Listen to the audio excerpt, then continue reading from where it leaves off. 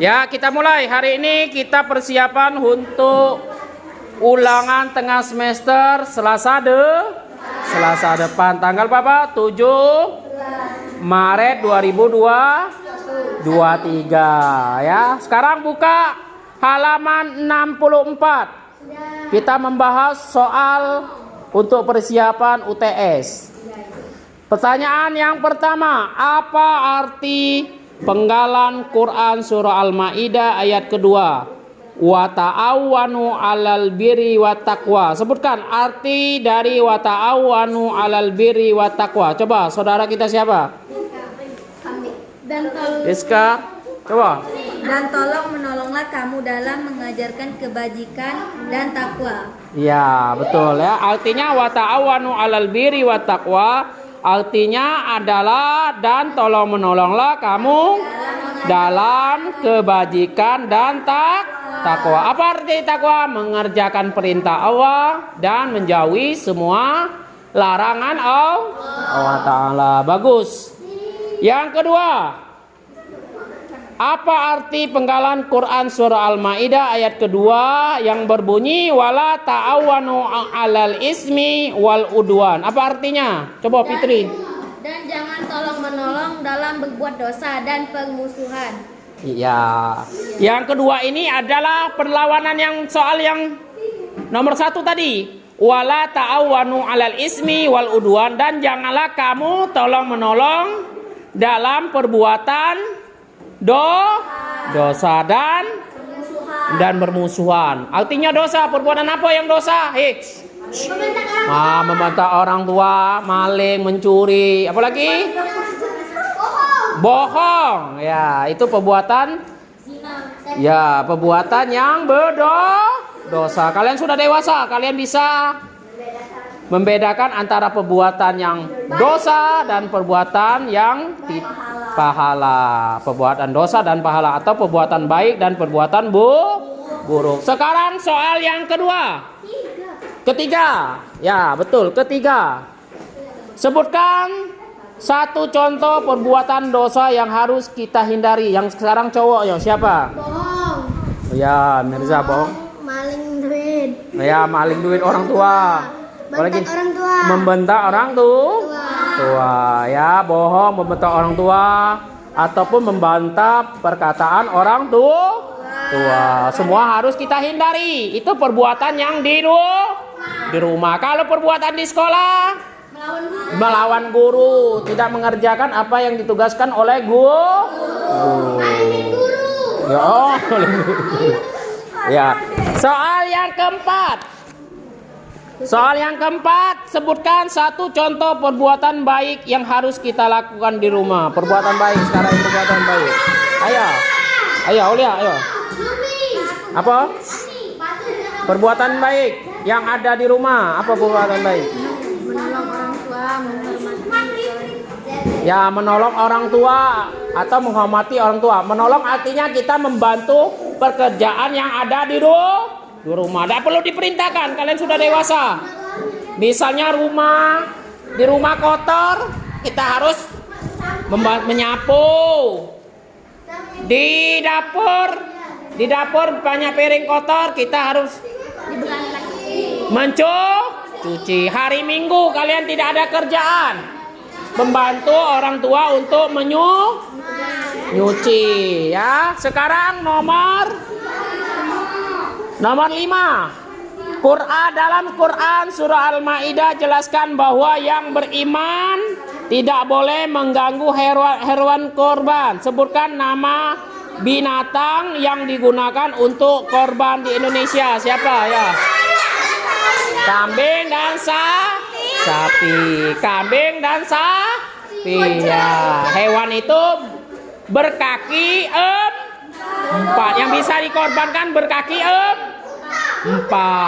Kalau ayam dengan burung bisa tidak bisa. Kenapa? Karena mereka berkaki 2 ya.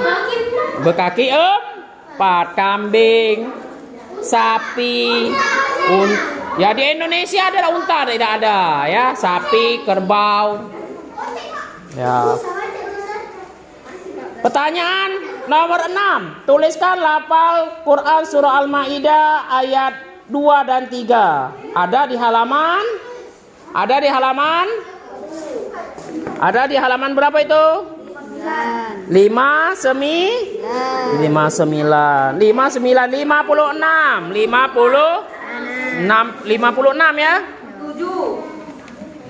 56 Al-Hujurat ayat 12 yang berbunyi A'udzubillahi minasyaitonirrajim. Bismillahirrahmanirrahim.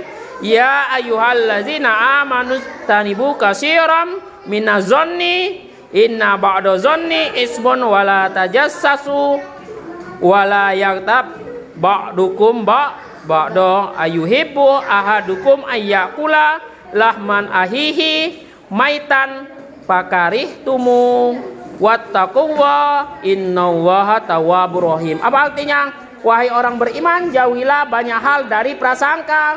Sesungguhnya sebagai prasangka itu adalah dosa. Jadi kita tidak boleh bersangka sesuatu yang buruk terhadap orang lain. Kenapa? Prasangka itu adalah perbuatan keji yang menggunjing-gunjing. Tahu tak? Menggunjing-gunjing. Ngatur orang lain itu sama seperti membakar daging temannya sendiri ya. Selanjutnya halaman 7. Halaman 7. Soal nomor Soal 7 ya. Soal 7. Soal nomor 7 tunjukkan hafalan Quran surah Al-Maidah ayat 2 dan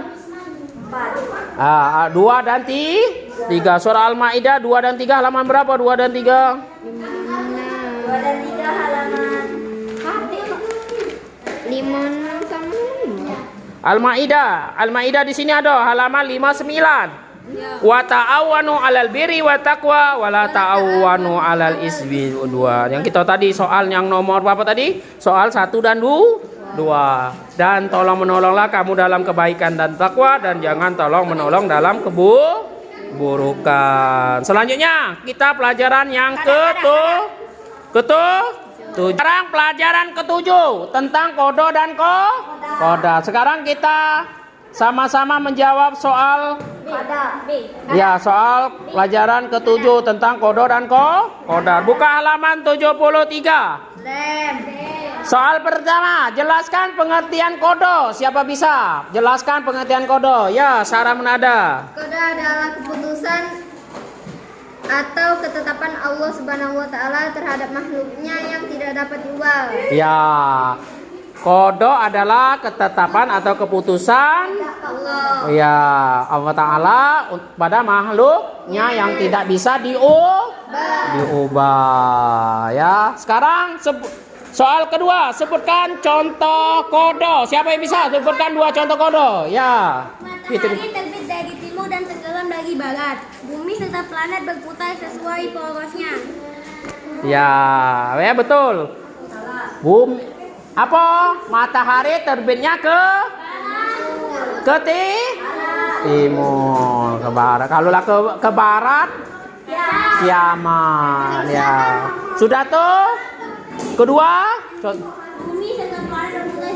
ya, sesuai dengan porosnya pagi, siang. Tetapi kalau siang baik itu tandanya hari kiamat. Sekarang 3, sebutkan contoh kodar. Sebutkan contoh kodar. Apa?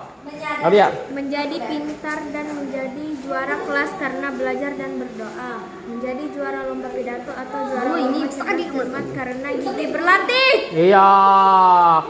Ingin jadi juara kelas, belajar. Ingin pintar, belajar. Ingin juara lomba pidato, kita harus belajar dia pidato dengan rajin. Ya, itu contoh kodar. Sekarang nomor 4, sebutkan 1 hikmah beriman kepada kodo.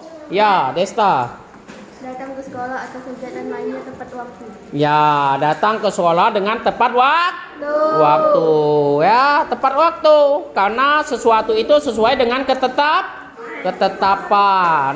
Kita bisa menduga jam berapa. Kalau kita datang sekolah jam berapa, kita sampainya jam berapa. Sudah kita bayangi, sudah kita hitungi berapa jam atau berapa menit kita sampai di sekolah sehingga tidak terlambat. Sekarang nomor 5. Sebutkan hikmah beriman kepada qadar.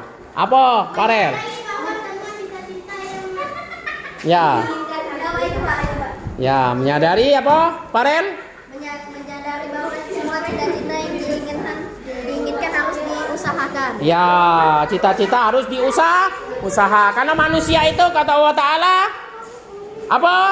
Inna waha la yurayru bi qaumihin hatta yurayru bi anfusihim. Allah tidak akan merubah suatu keadaan kaum kecuali mereka yang ingin merubah sendiri. Karena kita kalau kodo keputusan itu dari Allah Ta'ala. Apa kodo itu?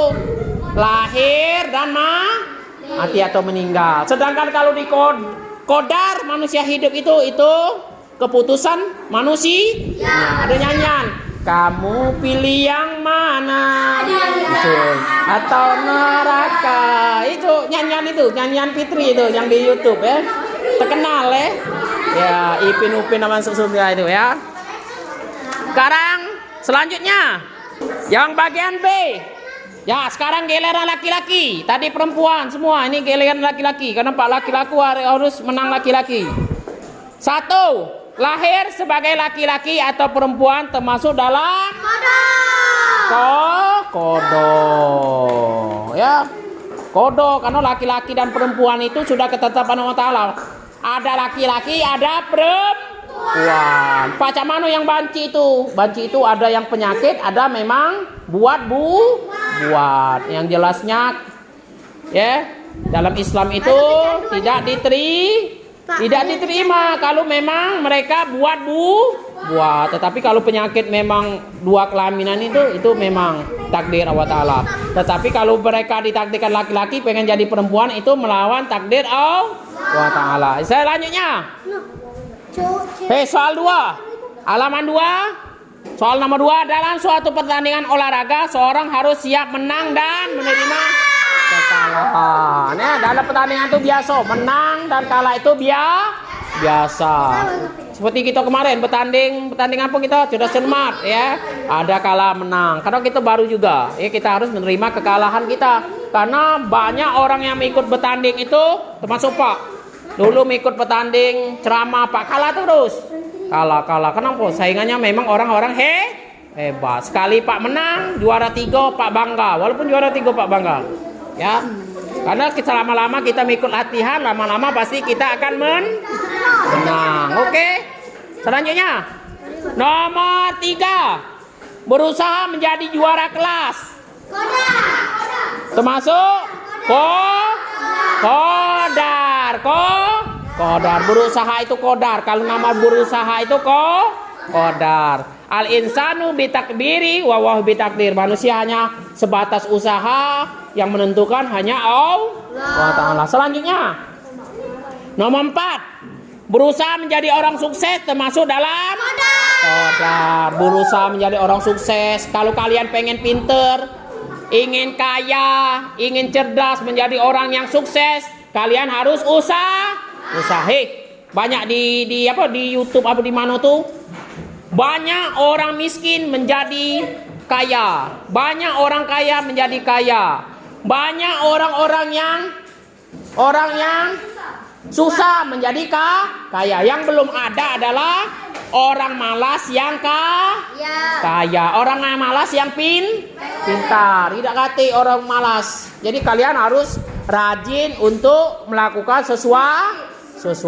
Yang ke-5, sikap waspada adalah hikmah beriman kepada kodo. Waspada. Kalau sudah kita berusaha masih saja tidak berubah, itu sudah ketetapan dari Allah Ta'ala. Namanya itu sudah kodonya Allah Ta'ala. Selanjutnya pelajaran ke-8. Kita menjawab soal halaman 88. Pelajaran ke-8 halaman 88. Ya. Yang 1, pertanyaan 1, jelaskan makna berbaik sangka. Apa? Berpikir positif atau berpikir baik atau dugaan yang baik. Soal yang kedua, Jelaskan makna simpati. Apa arti simpati?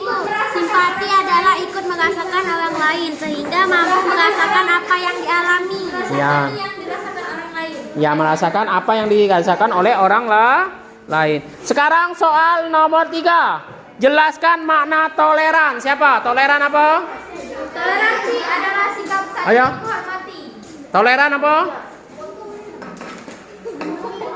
Toleran adalah sikap saling menghormati. Ya. Toleran adalah sikap yang saling menghormati, baik itu etnis, bahasa ataupun adat kebiasaan orang yang ada di sekitar maupun agama orang lain, tidak mencela agama orang lain. Selanjutnya, sebutkan dua contoh perilaku toleran. Sebutkan 2 contoh toleran. Apa toleran? Aulia. Sebutkan 2 contoh perilaku toleran. Menghormati pendapat teman yang berbeda dengan pendapat kita. Kita tidak membuat kegaduhan di masjid saat orang-orang sedang melaksanakan ibadah sholat. Ya, 1.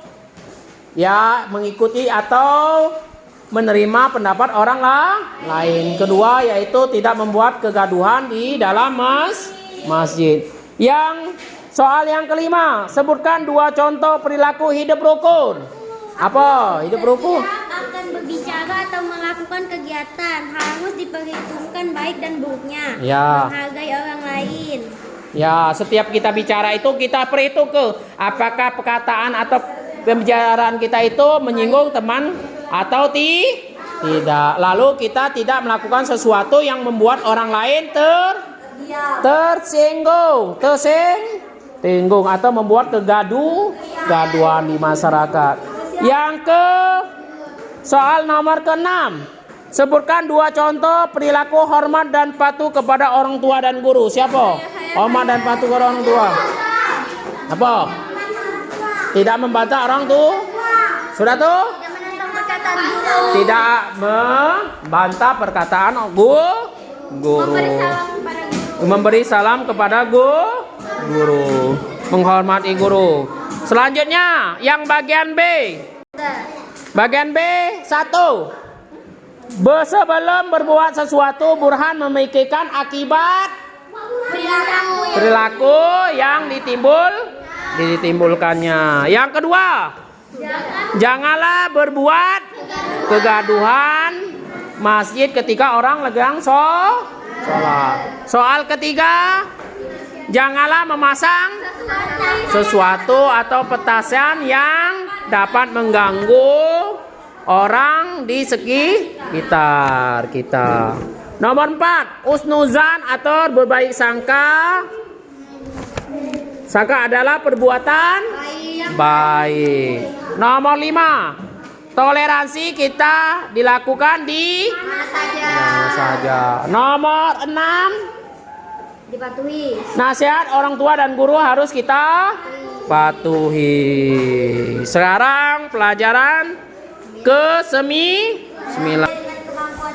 Ya, sekarang pelajaran 9 tentang infak dan sodako. Jelaskan arti infak.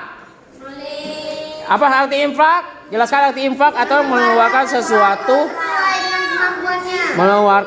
sesuatu sesuai dengan kemampuannya. Kalau infak itu sebatas apa?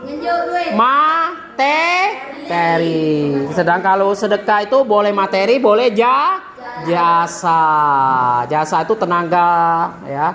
Yang kedua, jelaskan arti sedekah. Apa arti sedekah? Sedekah adalah suatu pemberian yang dilakukan seorang muslim kepada orang lain secara spontan dan sukarela. Ya, melakukan sesuatu spontan dan sukarela. Ya, arti infak. Arti sodako itu artinya lebih luas dari infak, yaitu pemberian barang atau jasa yang bersifat materi dan non materi, yaitu pemberian jasa mengajar ilmu, pengetahuan, memberi nasihat, senyum dan berdoa. Senyum, memberi nasihat itu dekat. Tapi kalau infak cuma memberi materi, memberi orang materi, itu sebatas infak. Dan sedekah itu boleh dilaksanakan kapanpun, di mana pun. Makanya kalau bertemu dengan orang senyum, itu adalah sedekah. Sekarang soal nomor 3. Sebutkan 2 amalan yang tidak putus-putusnya walaupun seorang sudah wafat. Apa 2? Amal jariah. Ya, amal yang pertama yaitu amal jariah, menolong masjid. Sudah tuh. Kalau ada pembuatan jalan, kalian membantu kasih air minum baik cukup ya. Atau membantu dalam perbuatan ya yang ada di jalan itu, kalian bantu kalau bisa dibantu. Ya. Yang kedua yaitu anak yang soleh. Yang ketiga itu amal jariah. Anak yang ketiga adalah apa? Ilmu yang bermanfaat. Ada 3. 1 amal jariah, 2 adalah ilmu bermanfaat, ketiga adalah anak soleh. Sebutkan nomor 4. Apa tanda rasa syukur kita ketika mendapat rezeki? Sedekah. Kita sedekahkan. Karena disyukur Allah Ta'ala kita sedekah. 5. Perbuatan apakah yang tidak diperbolehkan bagi orang yang bersedekah? Pamer. Ayo pamer, sombong. Tidak boleh. Dikata-kata ke perbuatannya itu diomong dengan orang lain. Tidak boleh. Ya, yang ke bagian B.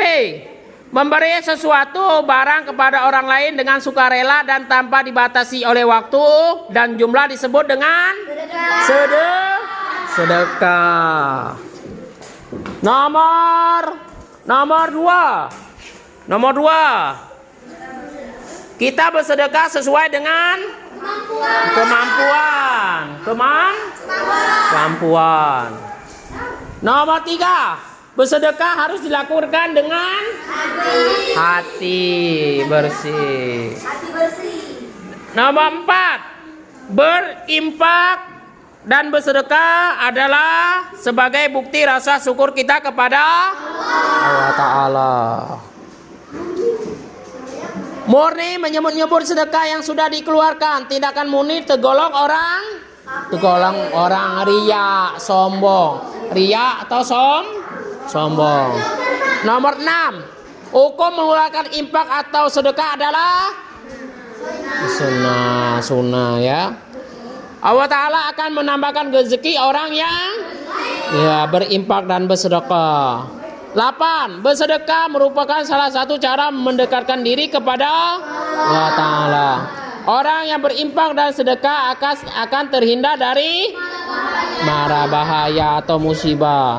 Nomor 10. Jika kita beramal jariah, insya Allah pahalanya mengalir terus walaupun kita sudah wafat atau meninggal. Habis, selesai. Itulah persiapan untuk kita UTS Selasa depan. Semoga kita mendapatkan nilai baik dan anak-anak siswa sekalian mendapatkan nilai baik dan bisa menjawab dengan baik. Kita akhiri sama-sama pelajaran kita hari ini, sama-sama mengucap hamdalah alhamdulillahirabbil alamin. Wassalamualaikum warahmatullahi wabarakatuh.